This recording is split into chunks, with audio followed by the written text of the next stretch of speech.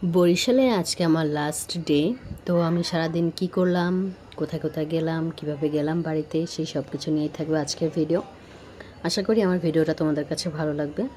সকালবেলা ঘুম থেকে উঠেই রুটি বানিয়েছিলাম, আর আগের দিনের যে মুরগির তরকারি ছিল সেটা দিয়েই সকালের নাস্তা করে নিয়েছি, আর সাথে ছিল তোমার চা ছিল। তো এর মধ্যে দুপুরের জন্য এখানে লাউ নিয়ে এসেছে, বরবটি, শিম সব কিছু, আর ইলিশ মাছ ছিল। তো ইলিশ মাছটা আগে থেকেই আমি ভিজিয়ে রেখেছিলাম। তো এখন মাছ ভুনা করব, আর এই মাছ দিয়ে তরকারি রান্না করব। প্রথমেই আমি কড়াই গরম করে তেল নিয়ে নিয়েছি, এখন মাছগুলো তেলে ভেজে নেব। অনেক দিন হলো আমরা বরিশালে এসেছি, অনেক ঘোরাঘুরি করলাম, অনেক সুন্দর সুন্দর সময় কাটালাম। তা আজকে বাড়ির উদ্দেশ্যে রওনা দেব। সত্যি মনটা খুব খারাপ লাগতেছিল, এতদিন সবার মাঝে ছিলাম, তো সবাইকে রেখে এখন বাড়িতে চলে যাচ্ছি। কিন্তু কিছু করার নেই, নিজের গন্তব্যস্থলে তো সবাইকেই যেতে হবে। তো আমার বরিশালে খুব সুন্দর মুহূর্ত আমি কাটিয়েছি, সবাইকে অনেক মিস করব ইনশাল্লাহ।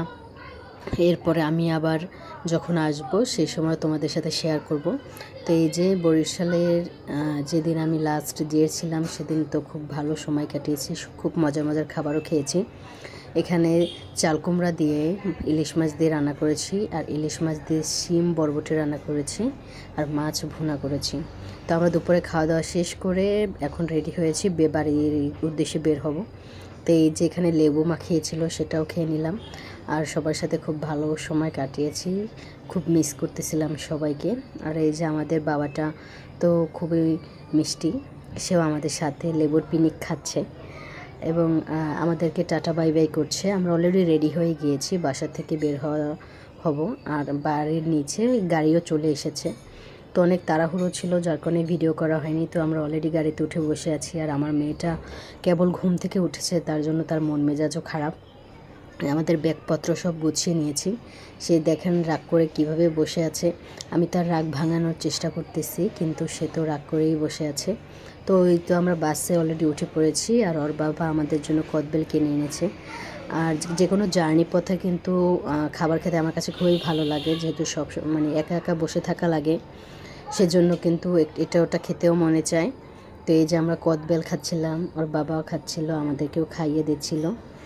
আর মেয়ে তো বাসে তো উঠতেছে, কিন্তু তার তো খুবই ভয় লাগতেছিল, সে আমাকে একদম জড়িয়ে ধরে বসে আছে।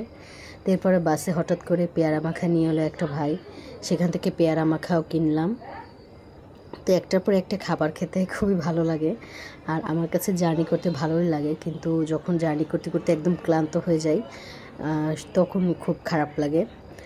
তো এইভাবে চলে যাচ্ছি। এখন আমরা অলরেডি অনেক দূরে চলে এসেছি, আর আমাদেরকে তো ফোন দিয়ে আমাদের বড় মা কানাকাটি করতেছিল, বলতেছে তোমাদের অনেক মিস করতেছি। কিন্তু কিছুই করার নাই, আমরাও তাদেরকে অনেক মিস করি। ইনশাল্লাহ আবার যখন যাব তখন তাদের সাথে আবার সুন্দর একটা ভালো সময় কাটাবো। তো এই তো আমরা অনেক মজা করতেছিলাম বাসের মধ্যে বসে, আর এরকম করতে করতেই আমরা গন্তব্যস্থলে চলে যাব। সে আমাকে খাইয়ে দিচ্ছিল, সে নিজে খাচ্ছিল, আমরাও অনেক মজা করতেছিলাম বাসের মধ্যে বসে। তো এরপরে এই পপকর্ন কিনে এনেছে, আর এটা হচ্ছে চিড়া ভাজা। এই দুটো কিন্তু খেতে খুবই ভালো লাগে, পপকর্ন আমার মেয়ের খুবই পছন্দের। তো বন্ধুরা, আমার ভিডিও আপনারা দেখতে পছন্দ করেন কিনা অবশ্যই কমেন্ট করে জানাবেন, এবং কোন ধরনের ভিডিও আপনাদের কাছে বেশি ভালো লাগে সেটাও কমেন্ট করবেন। তো কথা বলতে বলতে আমরা বাড়িতে চলে এসেছি, এর মাঝে অনেক সময় কাটিয়েছি, শরীরটা ভীষণ খারাপ ছিল, যার কারণে ভিডিও করতে পারিনি। তো বাড়িতে এসে দেখে আম্মু রান্না করেছে। এখানে আমরা একটা বড় মাছ পেয়েছিলাম কিছুদিন আগে, সেই মাছ রান্না করেছে। মাছটা সম্ভবত, সরি না, মাছটার নামটা আমার মনে নেই। তো এই মাছ রান্না করেছে, এর সাথে পাঙ্গাস মাছ ছিল, আর ছিল গাডি চিংড়া মাছের তরকারি। তো এইগুলো খাওয়া দাওয়া করলাম, রাতে খেয়ে ঘুমিয়ে গিয়েছি, শরীর ভীষণ ক্লান্ত ছিল। সকালবেলা ঘুম থেকে উঠে এখানে ডিম ভেজে নিয়েছি আর রুটি, এটা দিয়ে নাস্তা করব। তো আমার মেয়ে তার বাবাকে ডাকছে আর বলতেছে ভাত বেড়েছি, ভাত খেতে এসো। সে এখন বড় হয়ে গিয়েছে, সে তার বাবাকে ভাত বেড়ে খাওয়াচ্ছে। সবাই আমার মেয়ের জন্য দোয়া করবেন, মাশাল্লাহ বলতে কেউ ভুলবেন না। ও যেন বড় হয়ে মানুষের মতো মানুষ হতে পারে, সবাই দোয়া করবেন। আমরা এখন একটা কাজে যাব, আমরা একটু বাইরে যাব, ছোট একটা বাবু আছে, তাকে নিয়ে হসপিটালে যাব। তো এই জন্য তাড়াহুড়ো করে সবাই খাওয়া দাওয়া শেষ করে রেডি হয়ে বাসা থেকে বের হয়েছি। আমার ভাগ্নিটা খুবই অসুস্থ অনেক দিন ধরেই, তো তাকে নিয়ে এখন আমি হসপিটালে যাব। আর তার মার যেহেতু কিছুদিন আগেই সিজার হয়েছে, সে তো আর এখন বাবুকে নিয়ে যেতে পারবে না, সেজন্য আমরা সবাই যাচ্ছি। তো এখান থেকে আমরা দুজন যাব হসপিটালে, বাকিরা সবাই আর একটা কাজে অন্য একটা স্থানে যাবে। তো এই তো আমার মেয়েকে আমি বাসায় রেখে যাচ্ছি, আমি শুধু ওই ছোটো বাবুকে নিয়ে যাচ্ছি। আর আমার বাড়ি থেকে শহরে যাওয়ার পথের এই রাস্তাটা আমি ভীষণ পছন্দ করি। আপনাদের সাথে হয়তো অনেকবার আগেও শেয়ার করেছি। কোলার মাঝখান দিয়ে রাস্তা হয়েছে, দেখতে কিন্তু ভীষণ ভালো লাগে। তো এই যে অলরেডি ডাক্তার দেখিয়ে আমরা নিচেও চলে এসেছি, যেহেতু ডাক্তারের ওখানে ভিডিও করার পারমিশন নেই, যার কারণে আমি ভিডিও করতে পারিনি। এরপরে আমরা বাজারের মধ্যে ঢুকেছি। আমার সাথে ছিল আমার কাকি, সে কিছু চারা গাছে কিনবে আর কি, সেজন্য সেইখানেও গিয়েছি। অনেকগুলো গাছ টাছ সে কিনলো। এরপর আমরা একটা কাপড়ের দোকানে যাব, সেখান থেকে কাপড় কিনবো কিছু। আমার চাচি হচ্ছে কাপড়ের বিজনেস করে, তো এখান থেকে আমরা কাপড় নিয়ে গ্রামে বিক্রি করি। তো এখান থেকে অনেক ধরনের কাপড় বেছে বেছে নিয়ে যাওয়া হচ্ছিলো।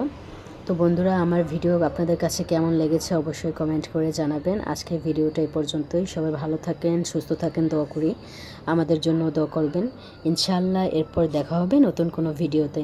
সে পর্যন্ত সবাই ভালো থাকেন, সুস্থ থাকেন। সবার জন্য অনেক অনেক ভালোবাসা, আর আমাদের জন্য অনেক অনেক দোয়া করবেন, যাতে আপনাদের মাঝে নিত্য নতুন ভিডিও নিয়ে চলে আসতে পারে। তো বন্ধুরা, আজকে এই পর্যন্তই। সবাই ভালো থাকেন, এখানেই বিদায় নিচ্ছি। আসসালামু আলাইকুম।